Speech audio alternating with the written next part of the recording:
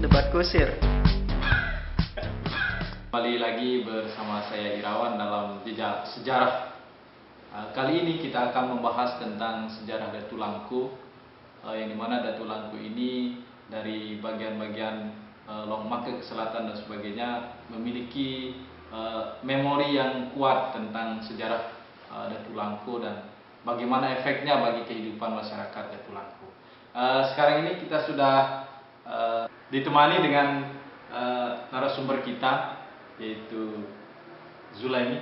Ini merupakan tokoh yang berada di sekitaran wilayah Datu Langku yang tahu sejarahnya lah kira-kira. Atau mungkin kalau misalnya dikatakan sejarah mungkin terlalu resmi ya, bisa dikatakan cerita saja lah ya, tapi tergantung kawan-kawan nanti menilai bagaimana keabsahan daripada cerita atau sejarah ini. Baik, dari Pak Zulaimi mungkin perlu dipaparkan dulu sedikit tentang Datu Langku itu sendiri gimana? Ya, baik. Jadi terkait tentang masalah sejarah Datu Langku ini, dia mulai berjalan dari Kerajaan Selaparang. Karena pada saat itu dia dua bersaudara. Sehingga pada saat itu Kerajaan Selaparang itu tidak menginginkan Raden Mas Panji Tilaranegara ini menjadi raja. Berarti ada persaingan waktu itu? Iya, ada persaingan di Kerajaan Selaparang. Di Kerajaan Selaparang itu sendiri, sehingga Raden Mas Panji Tilaranegara ini berjalan dari Kerajaan Selaparang menuju sampai ke dusun Wonosabe pada saat itu. Setelah dia berjalan bersama kawan-kawannya, lalu kemudian dia nyampe ke Kemeri. Ya, untuk mensingkat waktu, jadi dia langsung ke Kemeri. Ya, Kemeri. Berarti itu pertama kali ke Kemeri itu ya? Iya, makanya sekarang ada istilah Gubuk Kemeri. Iya. Di Stuta ya, Desa Stuta. Iya, Desa Stuta, yaitu Kecamatan Janapria. Di Kemeri itu, lalu kemudian Raden Mas Panji Tilaranegara bersama sahabat-sahabatnya, bersama prajurit-prajuritnya, dia di sana bermalam. Dia bermalam, nginep di sana sambil menggendong ayamnya. Setelah itu Raden Mas Panji Tilaranegara sekitar mau waktu subuh lah. Waktu subuh dia lihat sinar di Desa Langku ini.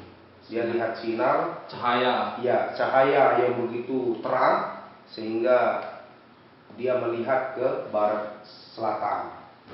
Ya, dia melihat ke barat selatan pada saat itu. Nah, berarti Raden Mas Panji ini julukan daripada Datu Langku ya? Iya, julukannya. Jadi sebelumnya belum dipanggil Datu Langku pada saat itu. Ya. Belum dipanggil Datu Langku karena kenapa dia dipanggil Datu Langku? Karena dia sudah membangun puri kerajaan di Datu Langku, sehingga terkenalnya di Lombok Tengah dengan kata julukan Datu Langku. Keseluruhan di Lombok dia dikenal dengan Tilaranegara. Tilaranegara. Iya. Apa sih maksud dari tilar itu? Tilar itu artinya meluas. Negara berarti ada kaitannya tentang kenegaraan. Jadi sehingga dia disebut dengan Mas Panji Tilaranegara.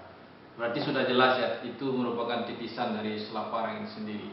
Iya, sudah jelas. Mas Panji Tilar sehingga datang ke sini di wilayah Langku menjadi Kerajaan Langku gitu ya. Iya. Nama Langku itu memang diambil dari kata kerajaan atau memang ada Langku dulu baru ada kerajaan gitu? Belum ada kerajaan. Pada saat itu Raden Mas Panji Tilaranegara dia menyuruh di sana untuk kita bangun puri kerajaan, lalu kemudian prajurit-prajuritnya itu mematuhi perintah rajanya. Sehingga pada saat itu prajuritnya langsung ketemu sama Jabut namanya. Jabut. Kayaknya dikenal semuanya sama masyarakat Janapria. Jabut itu sebangsa Jin. Iya. Nah, ke flashback sedikit, tadi dikatakan bahwasanya ada prajurit gitu kan. Iya. Jadi diceritakan tadi bahwasanya si Mas Panji ini pendatang lah kira-kira gitu kan.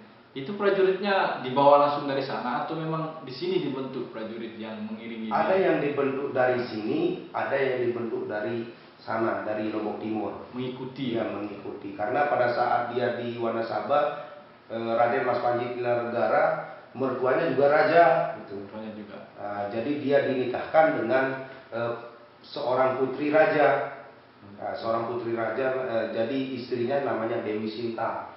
Nah, istrinya juga dibawa ke. Ya, dibawa istrinya semuanya, tetapi pada saat dia ingin menyelusuri Gawah Langku pun ini, dia singgahkan dulu istrinya di Kemeri. Di Kemeri. Ya, di Kemeri itu. Sehingga pada saat itu prajuritnya prajuritnya menemukan jabut itu, lalu jabut itu juga memangsa manusia. Jabut itu memangsa manusia. Tetapi karena amanah dari Raden Mas Panji Tinanegara itu yang dijalankan oleh prajuritnya itu, maka jabut itu tidak berani memakan prajurit itu. Terkait masalah sejarahnya tadi sudah dijelaskan masalah keturunan, bahwasanya si Datu Langku ini keturunannya memang dari Gadus Laparan, yang masing-masing memang ada di Lombok, tentang kerajaan ini. Namun di sini yang ingin kami tahu adalah bagaimana struktur pemerintahannya dulu, strukturnya. Bahwa kerajaan Kedatuan Langku ini, kalau kita bahasakan dengan bahasa sekarang itu adalah desanya.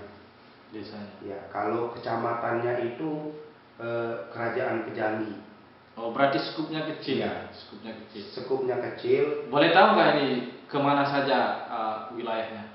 Kalau kita bahas masalah peta wilayahnya, kalau kita lihat dari julukannya Raja Mas Panji Tinanegara, dia itu menyeluruh.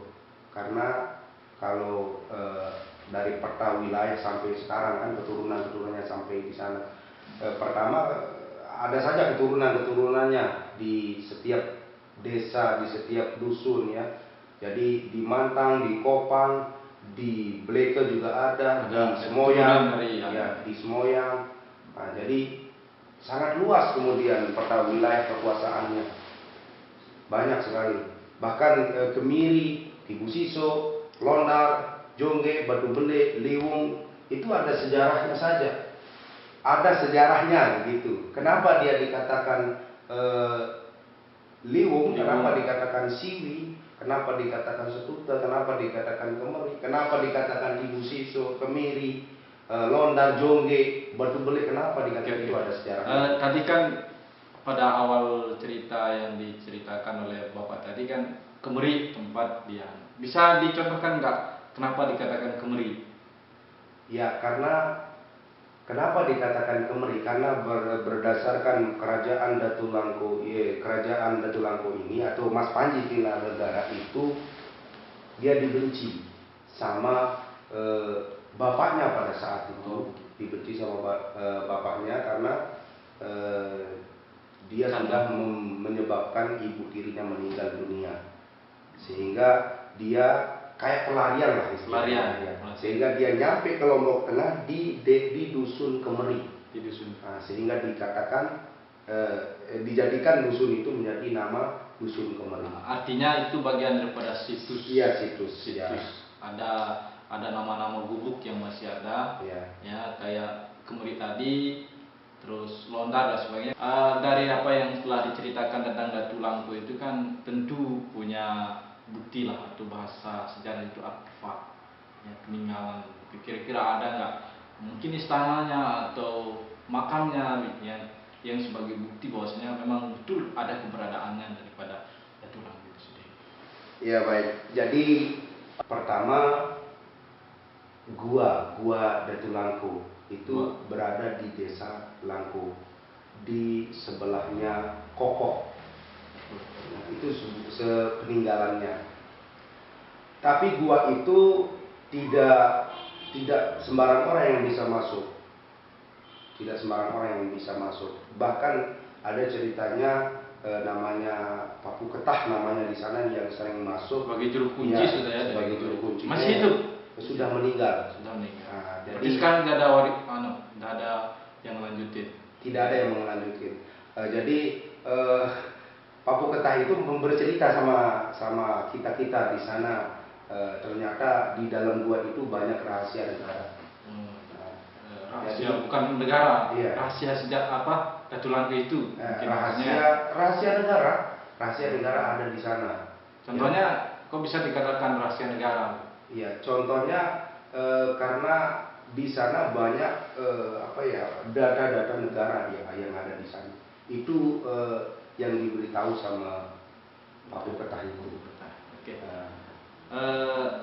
Selain itu, selain gua, makamnya itu di Dusun Biletawah. Ya, Dusun Biletawah, Desa Stuter. Makamnya itu sering dikunjungi oleh banyak orang, nggak tahu mungkin itu keturunannya atau nggak tahu kan, tapi sering dikunjungi sama. Kunjungannya itu berbentuk apa? Maksudnya misi mereka ke sana itu apa gitu? Apakah hanya sebuah ziarah saja atau memang mungkin ada nuansa-nuansa spiritual di situ yang mereka? Banyak. Namanya juga manusia. Kadang-kadang ada yang minta pesugihan, yang kedua kadang-kadang ada yang hanya niatnya ziarah saja, ada yang niatnya ingin melihat makamnya saja begitu. Padahal makam Datu Langku ini sulit orang yang bisa menembus. Kalau secara ilmu gaibnya sulit orang memahami. Tapi nyata ini ya, ada mesannya. Ada mesan. Biasanya namanya kubur peninggalan pun ada mesan sebagai sebuah artefak. Nyata Pak Irawan ini. Bukti sejarahnya juga batu bokahnya banyak di sana dulu. Batu bokahnya dulu. Apa itu batu bokah? Kalau tidak salah, di atas kuburnya itu batu kumbung lah istilahnya.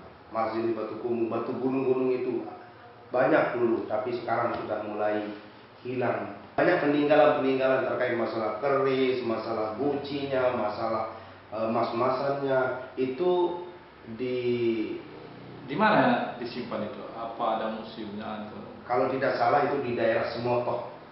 Ya, ada balik-beliknya di sana. Ada balik-beliknya. Jadi banyak peninggalan-peninggalannya. Cuman bukti fisik tentang puri kerajaannya itu, kalau kita dengarkan informasi dari teman-teman yang senang di bidang gaib, ternyata itu tidak bisa dilihat oleh mata kasar kita. Buktinya kemarin Desa Langko pernah buat bangunan desanya, lalu kemudian ditemukan kepingan-kepingan keping-kepingan jebaknya ditemukan di sana. Ternyata benar dikatakan oleh orang-orang yang senang sama gaib itu, puri kerajaan Datu Langku itu dirahasiakan. Begitu. Baik, terima kasih Pak Zul telah memberikan kita informasi tentang sejarah atau cerita lah tentang Datu Langku. Untuk lebih lanjutnya nanti kita akan cross check kembali apakah memang betul ada atau tidaknya. Yang jelas karena ada artefak atau peninggalan, tentu pasti keberadaan dari sejarah ini memang betul ada.